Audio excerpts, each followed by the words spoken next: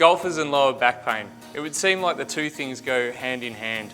Statistically, we find that about 50% of golfers experience lower back pain at some stage in their lives. Really, we only have to look at the shape of the spine to understand why. When we look at the golfing swing and how the spine is shaped, we find that a lot of the rotation should occur up here through the mid and upper back, as well as through the hip joint down below. Unfortunately for a lot of us, we're not as good as we should be in that case. And so a lot of that rotational stress and strain comes down to the lower spine through here. When we look at the way in which the joints are shaped in the lower back, we find that they're shaped quite up and down. So they're not as capable of that rotatory movement through there. So if there's too much stress and strain going into that area because that upper back and the hip joints aren't rotating as well as they should be, that can be a real cause of some irritation in through the lower back.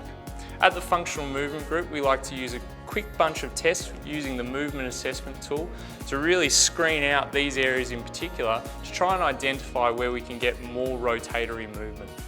Using the movement assessment tool, we can quickly screen out the thoracic spine in our golfing clients to identify whether or not this area is dysfunctional and maybe causing or be at risk at causing some of their lumbar spine issues. What we do is we get the patient to set up in a single leg balance stance, standing with their heel in the centre of the mat star. From then we get them to place their hands out in front of each other, touching on top. We then get them to rotate, keeping their shoulders square until they touch the measurement ruler on the measurement line. From there, then we can get them to turn their foot in to wind up through their hip and through their spine to see how they go. We can continue to get them to turn around until we identify basically the angulation at which they then start to struggle. We may need to even come back a little bit further to try and identify that exact mark.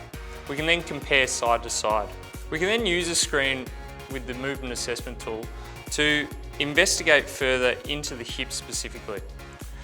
What we do is we get the patient to adopt a single leg balance stance, but this time they're holding on to something like a pole or maybe a golf club to add a little bit more balance so we can really focus the motion to this hip joint.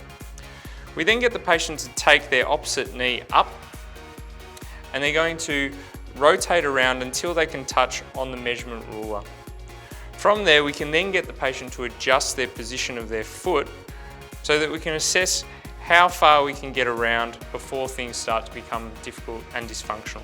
Once again, we're looking for big discrepancies from side to side to try and identify areas where we may need to focus our treatment.